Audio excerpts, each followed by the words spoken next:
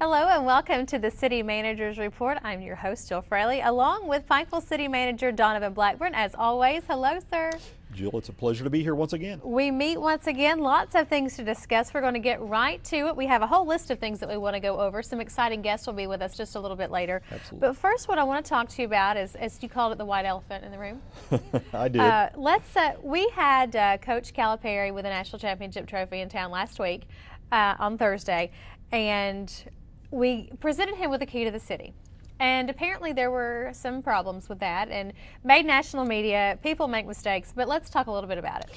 Well, you know, unfortunately, I won't say I'm happy to sit here and talk about it, but it's not my favorite topic. But I do think, as we discussed before the show, it is the white elephant in the room, and we need to get it out. Well, and that's the good thing. We don't always discuss we're not always talking about the positive things. We need to discuss the things that people are talking about, and sometimes that can be a little bit unpleasant. Well, it is, and it's uncomfortable, but on the same sense, there's a story behind every story, and I think it's important for the community to see, because one of the things that, as a matter of fact, I just had a conversation on that I was taught a long time ago by one of my mentors, is there's something out there called the crab effect. And what the crab effect is, it's if you take a bunch of crabs and you put them in a bucket, if one crab tries to get out, another one will reach up and pull it back down. And too often I think that happens to us in Eastern Kentucky, that something happens like this, and we create our own issue by reaching up and pulling ourselves back down in.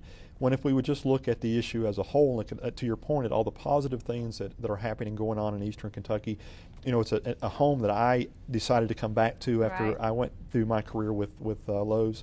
And because there's so many positive and wonderful things here, and there's a lot of great people, and you know, the mentality and the friendliness and the beauty, all those things that we take for granted at times, and then you have an issue like this, one thing like this happen, without, you know, and the national media picks it up, and without understanding what happened behind it, there's, you know, it's a little different flair. It's a little aggravating. Well, let's just kind of give a brief synopsis. Coach Cal was here with his coaching staff. They brought the national championship trophy. Fantastic crowd at the Expo Center. Wonderful day. City commissioners there. We present him the key to the city. We do. It's a beautiful plaque, and basically what it boils down to is there were a couple typos on it, and anybody's human and can make mistakes. Absolutely. It's really not that big of a deal. Well, it's not, and it is, unfortunately, where it is a big deal is that you know, Eastern Kentucky is stereotyped in so many different ways, and obviously ignorance is one of them. And there was a story in yesterday's Lexington Herald that I gave an interview on. Because I believe in transparency. If the issues out there, we're going to talk about them. But and what I was really pleased to see is when the reporter called me, he already called the issue out before that I had to say it, and he said, you know, actually he's from the Ashland area, and in Eastern Kentucky, you know, gets a black eye for so many reasons, for the wrong reasons a lot of times, and you know, I'm interested to hear what the story is, and he said, I think I'm going to do a follow-up story with it. So I was glad that he was, and then, or did rather. And then, you know, in this past Saturday's News Express, I wrote an editorial, again, trying to explain a little bit about what happened. But, you know, you sit back and you say, with all the wonderful, I mean, the millions and millions of dollars worth of projects going on in our community, all the new tourism initiatives and new retail centers coming, the new restaurants opening, all these new landscape, you know, our landscape is changing, jobs are being created, and I'm talking about an apostrophe and a left off apostrophe and an E. Yeah, and that's it. But I guess to your question, what happened was, let me give a quick full description, is that on Wednesday, the coaching staff, or the UK, put this tour together fairly quickly, and we were tickled to death that they did. It's a sense of pride for the state of Kentucky. Certainly. We couldn't ask for this much national press and attention, but in doing so, I received a call. I was actually at a drug summit in Florida last week with Hal Rogers and the Unite program. And I received a call from Steve St. John, said they're wanting to do this tour, and they're looking for a venue. They've called to see if the Expo Center is available. Would the city be willing to give them the facility at no cost? And I said, absolutely, bring them in. We bleed blue. We want them there. That's right. So we were really excited about it. So that happened on Wednesday. They were scheduled to be there, and I got the call about 2 o'clock. They were scheduled to be there at 2 o'clock the next day. I'm actually in a meeting with Hal Rogers, and I get a phone call. Anyway, it goes to my voicemail, and I text. It was one of my staff members, and I text the staff member back, and I said, "Is this an emergency? Do I need to step out of the meeting?" And he said, "No, Coach Cowles will be here at 2 o'clock. It's almost 12 o'clock right now. I've talked to an engraver. Would the city be interested in presenting the key to the city, showing honoring the coach and the accomplishment of the basketball team? And I said, absolutely. There's two people that can approve a key to the city, and that's myself and the mayor. The mayor was in Auburn. He's a veterinarian. And a lot of people don't know that. A lot of folks don't realize that, but he is a licensed veterinarian, and he had to go down to get his recertification that he's required to do every so many years, so he was unavailable. So I told him, he said, well, my staff said, I've got to get this done now because the engraver only has a short amount of time to have it ready. So I told him absolutely. So he had talked to the engraver and was at the Expo Center trying to get everything prepared because, again, there was just a couple of hours. We only had 1 day's notice. Well, the way the Expo Center works is that they do have staff there, but they call the staff in when there's an event. But you can't call somebody in 8 hours because they have other jobs or other commitments and say, I need you to come in. So the member of my staff, they decided to take care of it on their own. So we used city employees, we used the police department, fire department, and some of my staff to ready the stage and get the security and all the things taken care of. So while this staff member was involved in preparing for the event, he took his iPad out and typed out the message was typed. The only error that was made in the message that was typed is that if you've ever used an iPad or an iPhone, there's something called autocorrect, and it can be your worst enemy. Yes, it can. Your best friend or your worst enemy. It is, and I can tell you a personal story that I won't go into that I typed out one time that was really embarrassing. I've experienced something like that too. So it happens, and unfortunately, and I tried it myself because I had my iPad with me, and I used the word "it's" in many different sentences, and of course in the sentence that was used on the key to the city, and autocorrected the apostrophe, and the staff member didn't correct it as he was typing it, because if you've ever typed again, it's not like looking at a screen. You're looking at your keypad as you're typing. Right. So, and I'm not excusing the fact that we should have caught the error, but it was a human error. So it was sent to the engraver. The engraver, again, in a very traumatic rush, because not only did we engrave the typical key, they also engraved an emblem with the UK Wildcats on it. They engraved the Kentucky seal. They had to glue on the city's seal. So there was a lot of intricate parts. It's a beautiful plaque. They are absolutely beautiful because it's a sense of pride from our community. And with that, the engraver accidentally left an E off of the word "the." So that's where the two errors occurred. The staff member that started the process, and I've been here 8 years now, Jill, and we've given away several proclamations, the key to the city, and this is the first time that I've had an issue like this. And I was out of town, of course, and typically I would proof it before that we present it. But the staff member, unfortunately, because they were tied up in getting ready, they called another staff member of mine and asked them to go pick up the key. So the key literally arrived at the site within 10 minutes of being presented. And it was handed basically to and this is a funny story, but it was handed to the city commissioner. And there was somebody there locally that saw the key and took it out of his hand and said, "Can I get a picture of that?" I was there when this happened. I saw the whole thing. I did see that whole thing because I was right there next to the stage. Well, so and it's not the commission's responsibility to review the key. That's our job as staff. We proof it, but it was literally handed to the commissioner. He handed somebody else to get a picture with it, took it back, and was standing behind the coach ready to present. So the commission did a phenomenal job at representing our community. The key was presented. Unfortunately, it had not been proved. So, and again, I don't excuse the fact that my staff should have proofed it.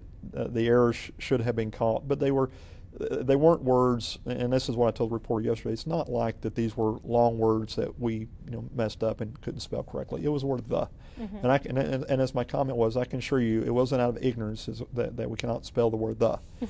It was an accident. Right. The apostrophe was a mistake.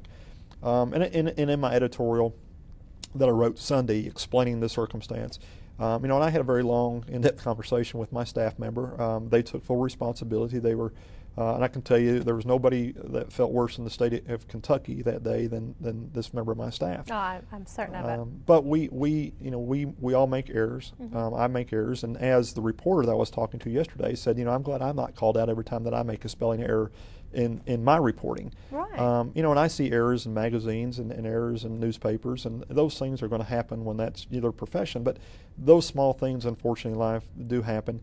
We took responsibility for it. Unfortunately, it went viral because one of the the coaches' staff members, as they were leaving, had twittered that just left Pikeville and had a key to the city, and there were some spelling errors on it. So the national press picked it up, unfortunately, and thus decided to stereotype Eastern Kentucky as they do. As they do. You know, on Yahoo, I got tickled. There was a comment on Yahoo's that was on the front page for several days that said, you know, Calipari receives key to the city with numerous typos. It was two. It was the and apostrophe. But again, we're used to that. I've had several national occurrences when, you know, the A&E did the segment for Pikeville, the town from hell. I wrote a letter to them, and they picked up. I mean, I got hammered in national media. You know, coal mining, mountaintop removal. I did a story, and it went national, and I got hammered throughout the nation because of not understanding mountaintop removal. But that's typically what happens to Eastern Kentucky. Right.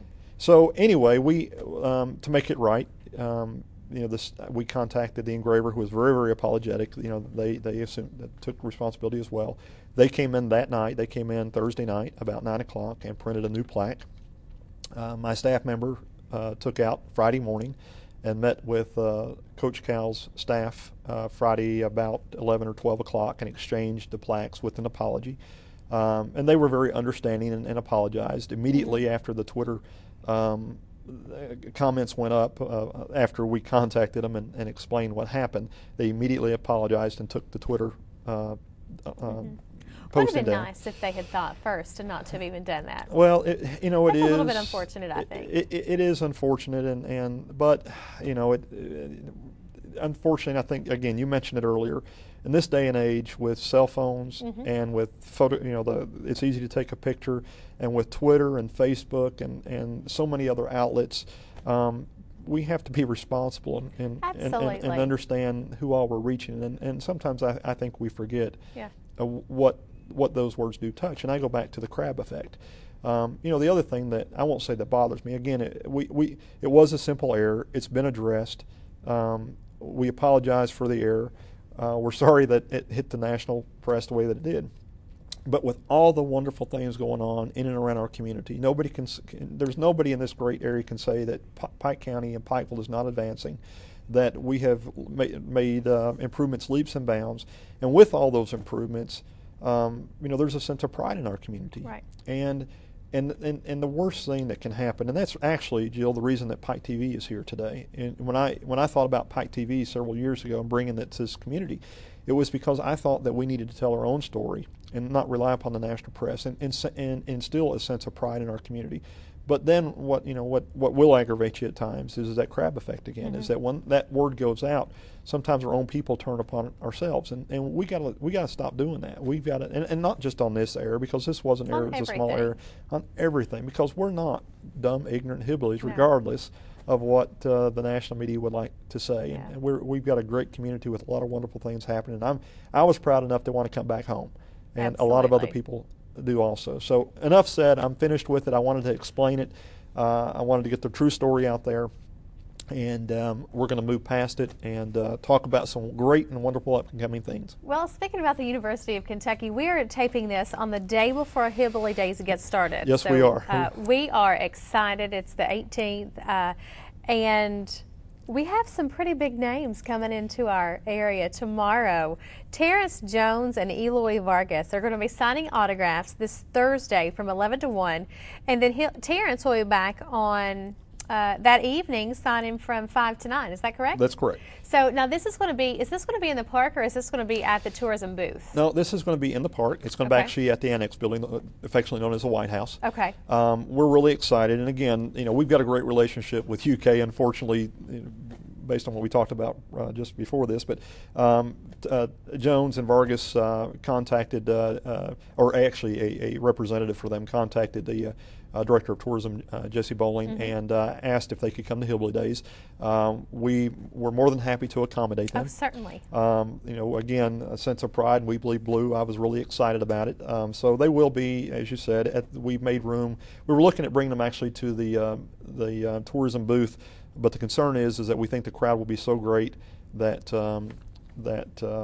we needed to find a venue that we're going to pull them away from the crowd a little bit. So we decided to use the White House. Well, that's a good place for it, too, because I think initially when I spoke to Jesse yesterday, we were going to do it downtown, Yep. which at a booth space, which probably would not have accommodated what I consider to be thousands that would probably want their autograph.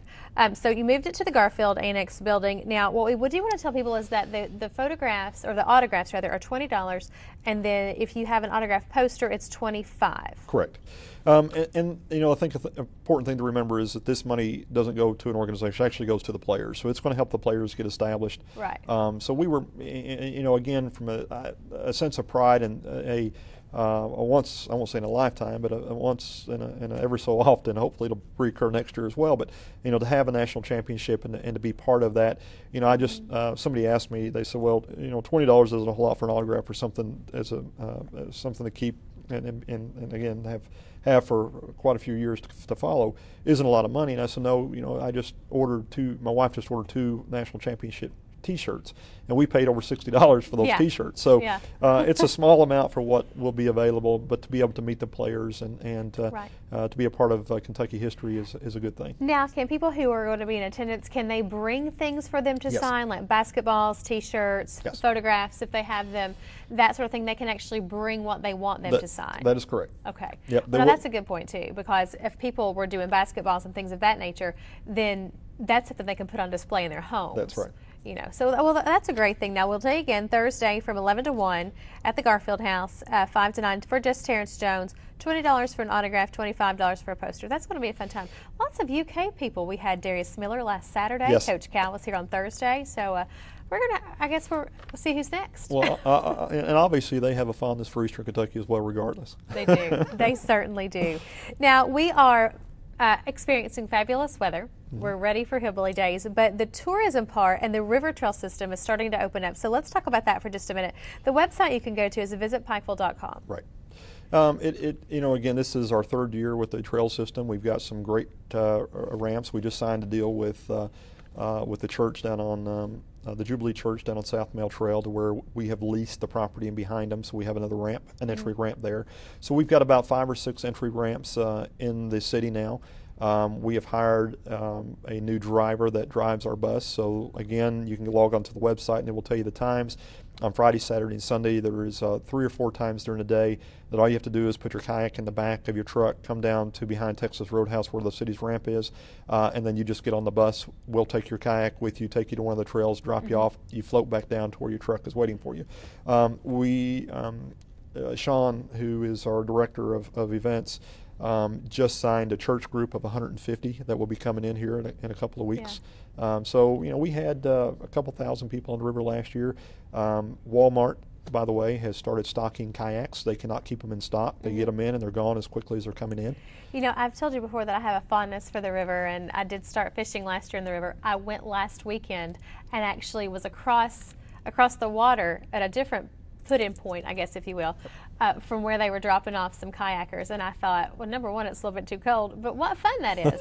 This early in the year, we had really good weather. It was last Saturday. So lots of drop-off points. Visit Pikeville.com, or you can call 444-5131 to get all the information on that. Sean Cochran will take care of you. He's great on the river. He knows the river very well, and it is a lot of fun. And it's not just kayaking, but it's canoeing, kayaking, fishing, or tubing. Tubing, yeah. Actually, I went wading. Have you ever waded? I have. In the river? I went wading last weekend. That's a lot of fun. It's beautiful, and and I've told you before, we have the most beautiful area, and we really need to get out there and enjoy it. We're tickled to showcase it, and more people. A lot of these church groups and the groups that I mentioned before that came in last year weren't from our area. We had a group from Chicago come in last year. So more and more people are recognizing the opportunities and what we have to offer, and we're really excited to put it out there. People want to be here. Now, I was looking on my sheet here. I did not realize this. Kentucky Monthly Magazine, the April 27th edition, ranks Pikeville's Expo 3rd in sports tourism. Well, wow. It's phenomenal, and obviously with the Regional 15th tournament, and there's some announcements coming up pretty soon that I won't disclose for Steve, but with the U-Pike, with the football program that we have. I mean, there's a lot of different programs, and folks don't understand as much as that facility is actually utilized. How much that facility? I'm sorry, but it's again, the city talked early on when we took over the Expo Center about the importance, not only from an economic position, but also from a standpoint of what it means to our youth. Because a lot of these programs, to be able to play a tournament inside the Expo Center, this floor size is the same size as Rupp Arena. So that's a memory that you'll have for life. So it has a tremendous economic impact, obviously, because all these programs that are coming in are bringing fans and parents, and so we're excited about it. And it was a great honor to be recognized as such. So we're glad that we were able to keep the doors open, and things are absolutely going wonderful. And it's a fantastic facility. I want to touch quickly on East Kentucky Leadership Conference. It's going to be held the 26th and 27th of April in Prestonsburg. You'll be in attendance for that? Yes, I will be there. And a lot of folks from all over Eastern Kentucky attend. There's a lot of great items and issues that are discussed, and they're specifically to Eastern Kentucky. So hosted that conference last year. Gave you an award, actually. You did. That was an exciting time. Now, I know that you just got back from a drug summit. Is that what we're going to call it? I did. And we want to touch on that for a little bit. Yeah, and I have way too much to talk about for the time that we have allotted, so I'll kind of go through this. But what I would urge folks to do is to log on to Operation Unite's website, which is www.operationunite.org.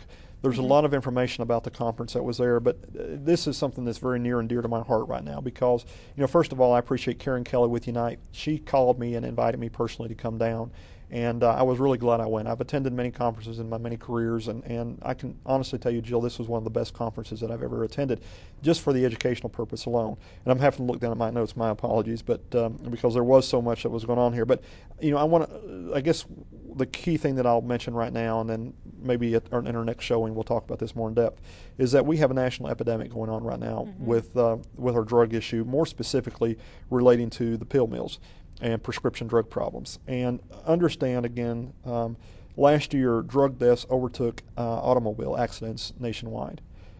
70 Americans die each and every day, totaling 25,000 people each year in the United States. 20% of babies that are born in the United States are drug babies. Instead of feeding these babies formula, they're having to feed them morphine in order to try to wean them off some of their problems. Eastern Kentucky is also painted as a major issue that has major issues with drugs. But what I found is this isn't an Eastern Kentucky issue, which we knew that. This is a national issue. It is. And our numbers are no different than what you see them nationally.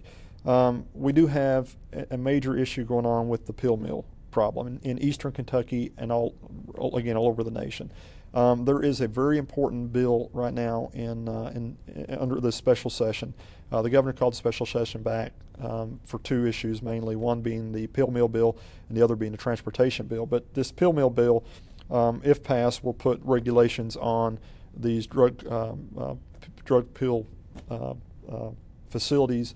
It's going to put some regulations requiring the doctors to use Casper so that the doctor shopping and all these other things that are going on. But what I found is that the teen problem that we have, and that's really what got my heart. As I said, there's a lot of information that I have here that I could go into, but let me give you some statistics of what this problem is doing to our teens.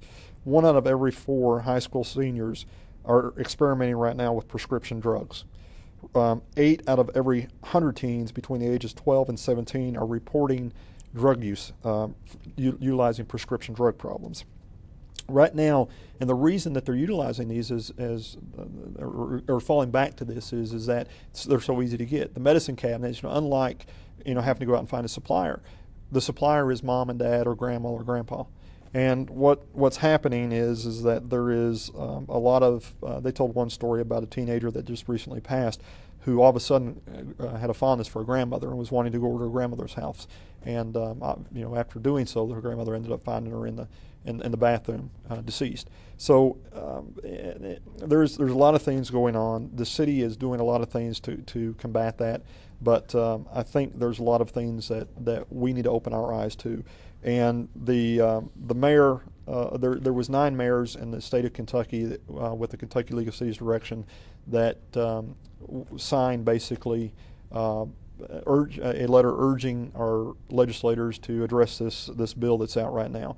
Mayor Frank Justice was one of them out of the 9 in the state of Kentucky. So he's taken a very proactive approach, as well as the commission. And as I said, there's a lot of things that we'll talk about at maybe at our next showing that will kind of bring this to light. Give us that website one more time. Again, it's www.operationunite.org. operationunite.org. And there's another site that I would instruct any parent to go to, which is www.teens.drugabuse.org/PeerX, PEERX. And there's a lot of information about the issue and how that involves teens. Fantastic information. We're going to take a quick break, Donovan, and I'm going to step out. And when we come back, Marty Childers from the Jenny Wiley Theater is going to be joining you, and some members from the architecture firm that's going to construct the new theater in downtown Pikeville. I'm excited to talk to them. All right, we'll be back. Welcome back to the City Manager's Report. This is Donovan Blackburn. I'm joined by a couple of special guests today that I'm excited to bring to you. I've got Malcolm Holtz and Marty Childers here with Jenny Wiley Theater. Gentlemen, welcome. Great to be here. Thanks, it's a treat. Well, we just actually earlier this morning, before we did our earlier taping before this segment, but before that we had our theater meeting this morning with the Theater Building Committee. So I thought it would be a great opportunity to bring you guys in and kind of just explain a little bit about what's going on with the project, talk a little bit about the importance of what a theater does for a community. So I want to turn it over to you a little bit, Malcolm. Again, Malcolm comes from New York. He's with the architect firm that we've hired, Marty, with Holtz. Holzman Moss Patino. I always miss the middle name there. So anyway, I appreciate it. But I had the great distinct pleasure of going to New York about a month ago and meet with you and your team. So just give us a little spill on about a little bit about your firm and why you're here in Pikeville. Great. For about the last 4 decades, we've been making public facilities just like the one we're going to make here. Generally, these are auditorium spaces, but sometimes they have galleries with them and other types of public buildings. But nonetheless, the civic nature of an auditorium is what really interests us. How the public comes to buildings is often programmed for. You know you're going to do a presentation. You know you're going to probably have a very enjoyable experience, but there's a certain unpredictability to all that. You know, how an audience comes, what they do beforehand, how they actually enjoy the presentation. Is all a little bit unpredictable, but we try to make environments for people that are very comfortable. And this has changed over the course of the last 3 or 4 decades. I think there's been a greater recognition of the activity that theaters bring to urban communities and urban downtown areas. People usually come beforehand, potentially to have dinner or to go shopping or to do other things. They frequently stay behind afterwards to do the same thing if they haven't done it beforehand. So there's a generation of other activity that relates to the specific activities in the buildings, and we try to plan for that in the facilities that we make. That's great. Marty, one of the things in talking about the planning that I'm kind of curious from the Jenny Wiley standpoint is that we've had some discussions in the past about how this project came to be. Malcolm's talking about some of the advantages to a community, and I got a couple of questions for you here in a second, Malcolm, but from Jenny Wiley's standpoint, Marty, I guess my question is why did Jenny Wiley proceed or have the perception, I guess, of coming into an indoor theater and why Pikeville, I guess? Well, Jenny Wiley has been doing moving indoors to do shows for quite some time now. In fact, in 2001, my second year at Jenny Wiley, we started producing a fall show. Then we went and added a holiday show, and we've been having to produce those in different venues. And in summertime, we also produce a show inside the convention center at the amphitheater in Jenny Wiley State Resort Park. But all of those spaces have issues as far as some of them cost a lot of money to rent, and then others, the convention center is not. It's a flat space, so sometimes you have sightline problems. So when we were approached with the possibility of doing this, it was like, wow, to be able to do what we do in the summer and then also be able to do what we do full time in a great space, a great comfortable facility that people will come to. And some people want to see a show indoors, period. Some people want to see a show outdoors, period. So now we've got the best of both worlds in a space where we can do that and do it well. I was just happy to have a space over my head, but when we know that we're going to have a fantastic space it's just going to be a great thing for Pikeville and for the region. Well, you mentioned the opportunity of being able to do both well. I mean, again, we've hit this issue several times, but I'll give you the opportunity to say it again. The intent of Jenny Wiley is to keep the amphitheater up and operational, right? Definitely. Yeah, one feeds the other. I mean, for us to be successful in the park is to be successful here. And now we have a space where we can call, a space for a home that we can do our indoor shows, and a space that's going to be very comfortable and very conducive to theater instead of making a space work. And so those things are going to be great. It's going to be great for the community and great for the theater and great for the design. One of the things that people don't understand when we do theater in the summer in outdoor space is lighting is really, we do lighting and it starts at 8:15, but you don't see it till about 9 o'clock. And so kind of hard to do the Legend of Sleepy Hollow when it's still light. So, we're doing Legend of Sleepy Hollow this fall at the Mountain Arts Center, and but then that space affords us a place where we can do matinees, we can have things going all throughout the day, and we can have educational programming that we have a space to put it in instead of having to beg somebody for their space. And people have been very good to us to allow us to use space. The Mountain Arts Center Dance Studio in Prestonsburg, and a lot of different people have been really good to us. But now we can kind of get out of their hair and then have a place where we can do it, not have to schedule around everyone and just go ahead and do the things that we do. So we're excited about that, very excited about it. Well, as is the city and the community. Let me ask you this question, and I'm going to feed back to you, Malcolm, is that what distinguishes or defines professional theater? I know there's been a lot of debate in and around the area as to what a professional theater is. Can you give us a little explanation? Yeah, professional theater is basically paid. Your actors, your technicians, everyone involved with the show is paid. And predominantly everyone that works at Jenny Wiley Theater is paid. And so we're hiring actors out of New York, but all over the country. Everyone goes to New York to audition. So I just want to say that actors don't just all live in New York, or the good actors. And there are good actors who live locally too, but we pay those as well. Once they're adults, they're on the payroll at Jenny Wiley Theater. And but the whole thing is we bring in professional designers, all the technical staff, sound design, scenic design, costume design. All those people are paid, but because they're paid, they are expected to bring a higher level of professionalism. And that is not to say that community theater doesn't do good work.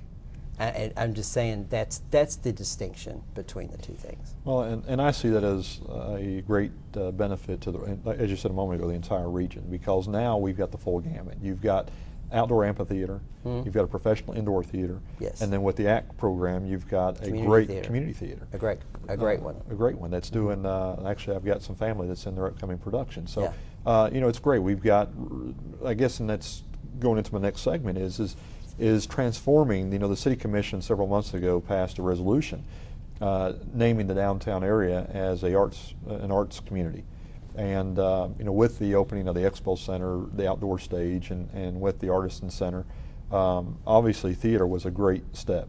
And not only does it have economic advantages, as we mentioned earlier, Malcolm, but it has an opportunity to really showcase not only great talent, but to pull people into the community and let their quality of life, overall quality of life improve. You mentioned, though, I'm already talking about all the professionalism.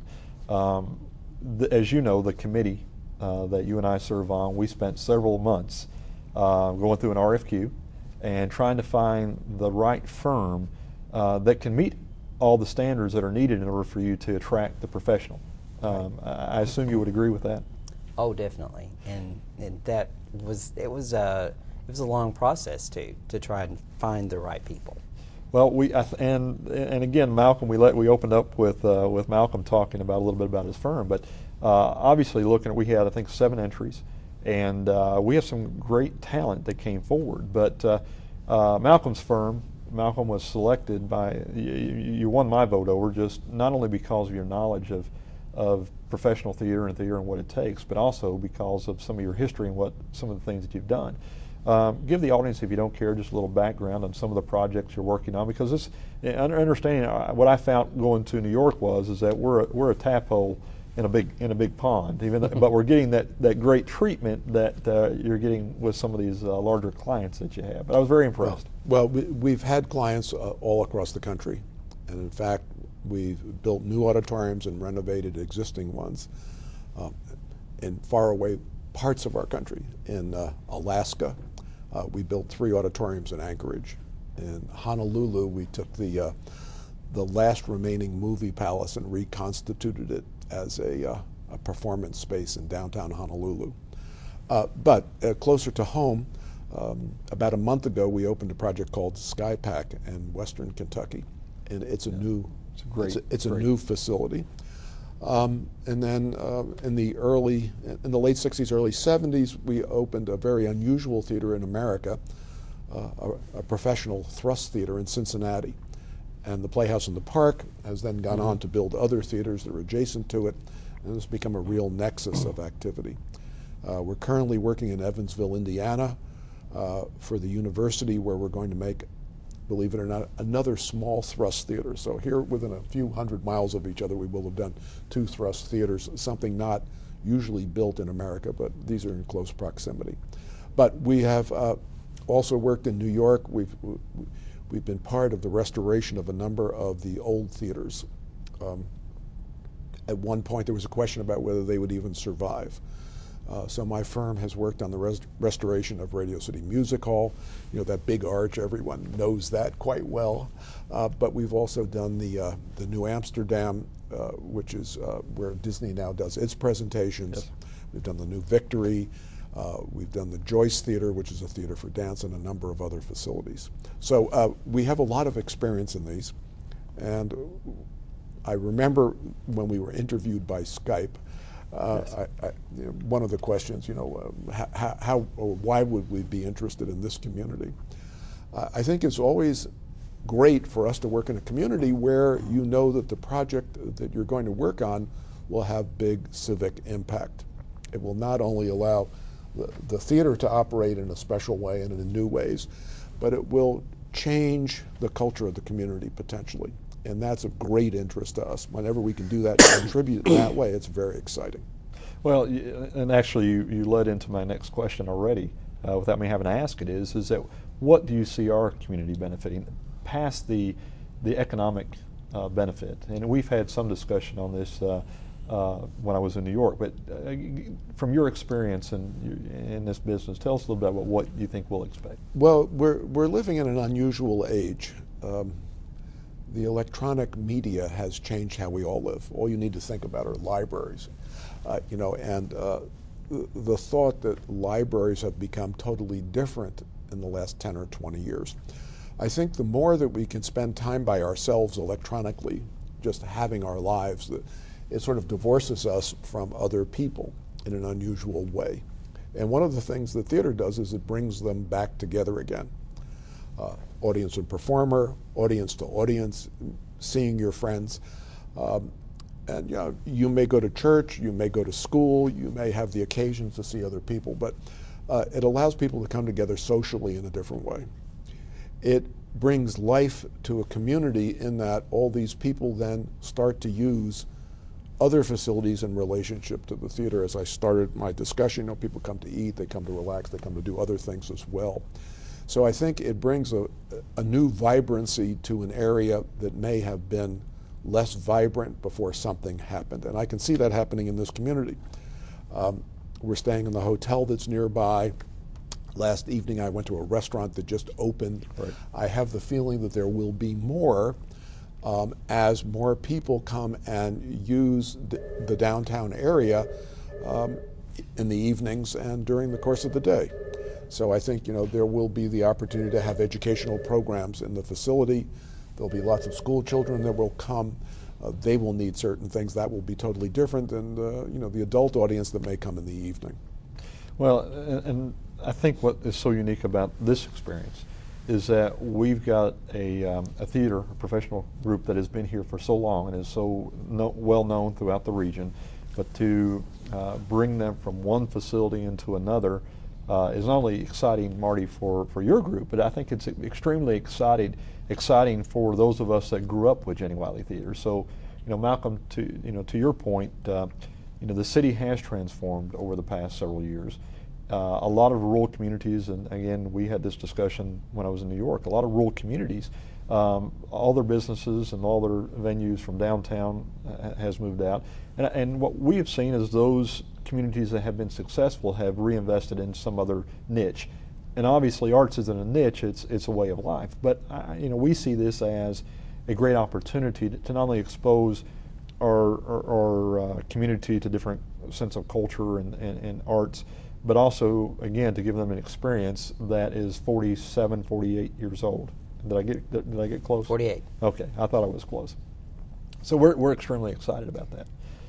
And I want to say something to that. In the day that we had a meeting and one of the city council members, I was talking about how excited we were, Jenny Wiley was, to be doing this project. And but the passion of one of the council members is like, this is a once in a lifetime opportunity for Pikeville, so we want to do it right. And I mean, that passion meant so much to us because we're like, yes, it's not just Jenny Wiley. It is a community, and so we're excited to see that passion and feel that from the city, as well as I hope that we are exuding the passion about the project, because we are very excited about it. It's going to be a great thing for here. Let me add something to that. Frequently, communities of your size, and maybe even when we did the Playhouse in the Park in Cincinnati, 30 or 40 years ago, when they first came to us, they really had no theater company doing anything. They said, we'd like to have a facility. As a designer, you're always wondering whether that company is going to survive in the building you're going to make. So you have a head start here that a lot of communities don't really have. You have an operating theater company. And what's been lacking for them is an indoor home that they can call their own. So this is, the chances for success on this are 99% ahead of most other communities where they're hoping if they make the building, they will come. So you're in the reverse situation where you have people who can make theater and all they need is the theater to make it in. So this is a much different set of circumstances. Very good point. And I think that, the challenge will be, and there will be a challenge, there'll be a lot of hard work for the theater company, to go from outdoors to indoors, to have the continuity of the audience, to sell the seats, and the productions will be different. So there will be challenges, but I think they have the experience of more than 40 years of doing this, so they know how to entice the audience to come to the productions. Well, Malcolm, I couldn't agree more. Not only the talent, but name recognition, having a name that you're expanding upon, Marty, it automatically gives you that, again, that pull and that draw that you need. And coming from my old business, Malcolm, and retail, destination locations based upon a lot about a name is product that you carry. So if it's name recognition you're driving through, and the benefit, not only do we have of bringing this great facility into the downtown area, it's also the regional hub, because what we tend to forget about is not only the new hotels and the things that we have built here, is that too often we get labeled as a community of only 7,000 people, and we're not. We're a service area of 240,000 people that rely upon us for their shopping and their medical and their legal and all those other needs. So there is a market here, Marty, that is instant gratification in a sense, but it's also, again, through that name recognition.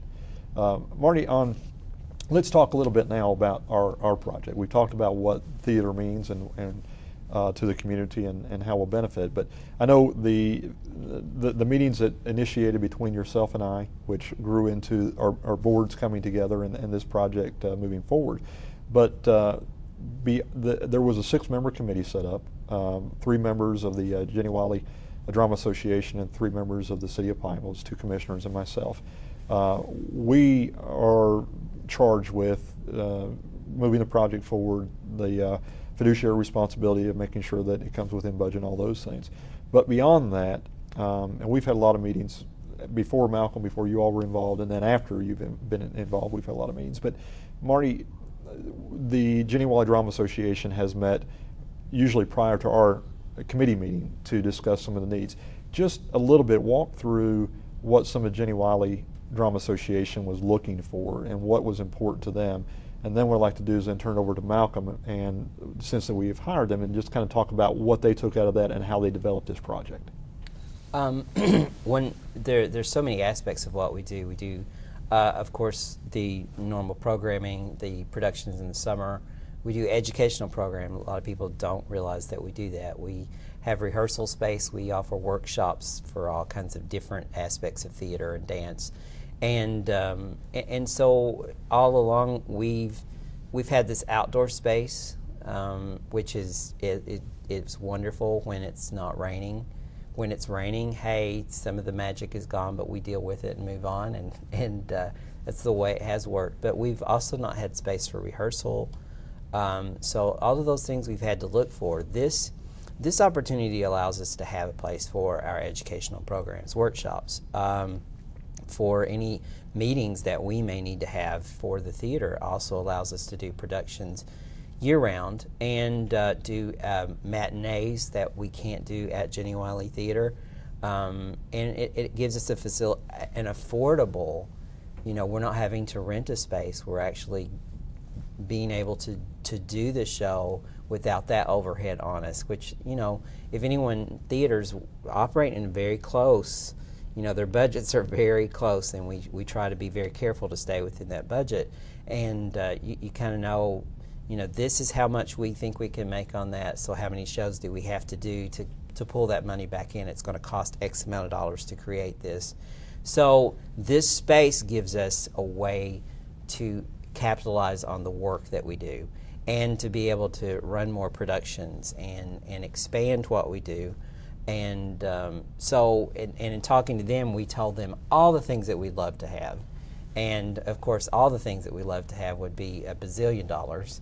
But the things that we absolutely would want so that we can be in business, those things are going to fall within the budget, and that's going to be an amazing thing. And we've had all kinds of things. We've dealt in all kinds of different spaces where we produced, but this is going to give us a really first-class space to offer an audience to come to and for us to give a presentation in, it's going to really change the face of what we do. Well, we're excited about it. Yeah. Malcolm, now with what the committee, I guess, charged you with, along with what Jenny Wiley wanted to see, kind of walk us through this project. Very good. The first thing that we proposed, I think, was a little surprising to everyone, which was to say we weren't going to begin by designing, but we would start by talking. We wanted to understand what all those bazillion things were that Jenny Wiley actually wanted. Because although the site, as you look at it now, looks partially open in that there's 2 parking areas on it, and then there are 2 existing buildings, it looks enormous. It looks like it could hold a lot of things. But as we talked through with everyone from Jenny Wiley about all the programs they would like to house, we came to a listing that was quite lengthy to house all of their activities that would support the presentation, the educational programs, the classroom and teaching spaces. And we came to a program that was about 50,000 square feet. And we knew we couldn't build that all initially. So then the question was, how should we sequence all of this so that when we do go to build it, we would only spend everybody's dollar once? So after we built the first part, when we came to do the second part, we wouldn't have to take half of the first part down. Right. So we've in fact laid out what we call a master plan. So this is a planning document that says this is how we believe the work can be sequenced so we can in fact use everybody's money to best advantage. And we have planned for a number of activity areas that won't be there on day one, but in the future they can be added to the project. So we've done what we call the master planning portion. That's now complete. It shows how we can take the first step for the $3.5 million that are available, but it also indicates how we can take steps in the future to add other components to this to make it the bazillion-dollar project that everybody would like. And if that takes 10 years, we know how to go about doing that. Right. And if all of us aren't here, we've at least laid out a plan for that to happen. Others can come, 5 years from now and say, well, we looked at the plan and maybe we'll do part 4 before part 2. But at least it's all there. Yeah. We've thought about it all, and there is a way to accomplish everything that they now can imagine they'd like to have. Well, and you've done a brilliant job, I believe, and we've been talking it through for the past 3 or 4 months about how that phasing was going to take place. But I think the initial, well, I won't say I think, I know the initial intent, as I keep putting it, Marty, is that we want a facility, when we cut the ribbon, that Marty can use it. Him and his company can come in and give this community great showings. So talk a little bit about where we're at right now, I guess, with what the first phase will be and how that will kind of come to fruition. Great. We've done something very unique, and I'm actually not sure that any other theater is going to be built the way we're building ours. Well, we like that. It is. It's very special, and that's why all the talking was very important. So the folks at Jenny Wiley wanted something very specific. It's not what every community wants. They wanted a proscenium auditorium that sat about 300 or 350 people. They would like that eventually, not necessarily on day one, but they wanted to make sure that on this site they would have the opportunity for that. Right. So we're actually beginning by taking what would be the audience chamber, the place where everyone sits, which is different than the stage in a fly tower. And for phase 1, we're going to build the auditorium space for the permanent project that could have a fly tower in the future, but initially both the presentation, there will be a stage in that, and the audience. And in the future, the stage portion will move into the fly tower and we'll add more seats to it. So we're doing something really quite unique, and it will be a very special room. So that initial auditorium will seat about 220, maybe a few more people. But in future phases, it can expand to over 300 and also have a stage tower. Initially, we are talking about that 220-seat auditorium using the existing structures as support facility for lobby functions, public end functions, but also support functions. The Doll Harris building. Yes. Yes. And we'll use those and rehabilitate those to make them function with the theater. But there will be additional phases for the stage tower, for a second theater, for teaching spaces, for administrative spaces, and maybe even for residential spaces for performers. Well, we talked this morning during our meeting about the quality of the theater. And I know, Marty, it's extremely important for you not to only have a great facility to be able to offer your performances in, but something that the folks that are coming in will have an enjoyable experience. Just again, Marty, I guess from your perspective, what did Jenny Wiley wanted to see from the standpoints of presentation, and then I'll let Malcolm follow up with what they're actually looking at. And I know we're still in the beginning phases of this, but well, the one thing that we were really excited about is, in my initial thoughts, we kind of we had initial thoughts of what we wanted, and then we talked about all these possibilities. And then when we came back to, okay, we're going back to what we're going to get, what we can do with our initial phase. And so we're kind of back to what I initially thought that we would do. And it's a little bit smaller scale. However, it's going to be so nice. So one of the things that I wanted was the retractable seating, which gives us a multi-purpose space. Right. And in that retractable seating, some people might think of the Expo Center because they have retractable seating. But and that stuff is really cool. It's for sporting events and things of that nature. But they make retractable seating that is also upholstered and very comfortable, and yet it looks great. I mean, if you don't know it's retractable, you're not really thinking of that. And so, but say if we wanted to have an opening night event, we need a flat space. Well, we move those back. We could put tables in there. We could do whatever, which totally gives us a great flexibility with the space. The stage space is going to be, perfect for what we do.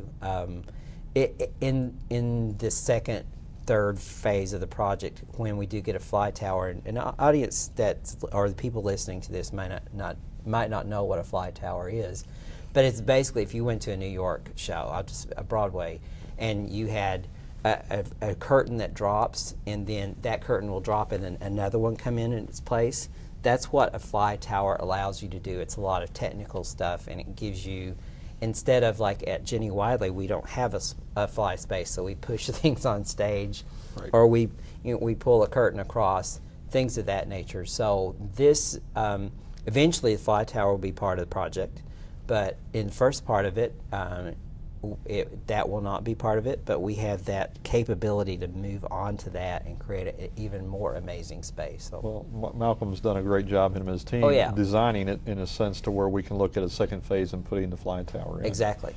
Well, Malcolm, on that note, again, you've heard from both Jenny Wiley and the committee in talking about what their needs are on how this facility would look. Talk about a little bit, we're getting close to being out of time here, but talk a little bit about what the interior, as you see, or what the building exterior and interior is going to represent. Not just typically what we mentioned earlier. It's not just a black box. Oh, definitely not a black box. Right. The room will be well finished on the inside. The seats that everyone comes and sits in as the audience won't be quite as plush as the ones we're sitting in today, but nonetheless, as we know, Americans have gotten bigger over time. And we will design for that so that everyone feels comfortable when they come to sit in these seats. They will be fully upholstered seats. The seats will come up as they do in every theater, so you can walk down the row if you're sitting in the middle of the seating section. And the actual finishes and materials haven't been selected yet, but one of the things we'd like to do is root the building in the community. So we're still trying to figure out how to do that.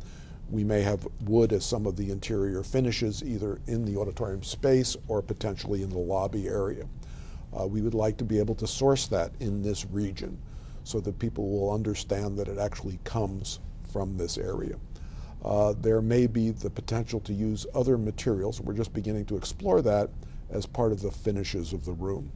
So part of this for an audience is to come to a room that is special, an auditorium room. One that's memorable. And I think that as we design this, we will be able to describe how this will be memorable and unique in the community. It won't be like every other auditorium that people have been to in this region. It will be special. And it will not be the same as the one we did at SkyPack. That's unique, that's special, but that's in that community. Right.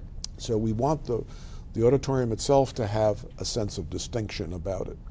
We then have the opportunity in the lobby to have a second kind of place. As Marty has mentioned, initially our auditorium space will be flexible, so it can have many other uses.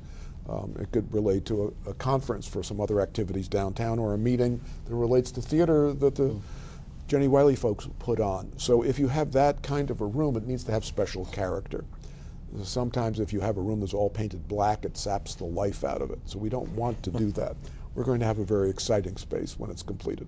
Well, this is all very exciting. I know we're on a path of hopefully by July we'll see some movement on the property and doing some geotech, and then shortly thereafter we'll start actually seeing some building going on. And this committee is also assigned with the task of doing exactly what you're talking about, Malcolm, sitting down with your firm and selecting, looking at the various types of materials and selecting what we feel like best fits our community.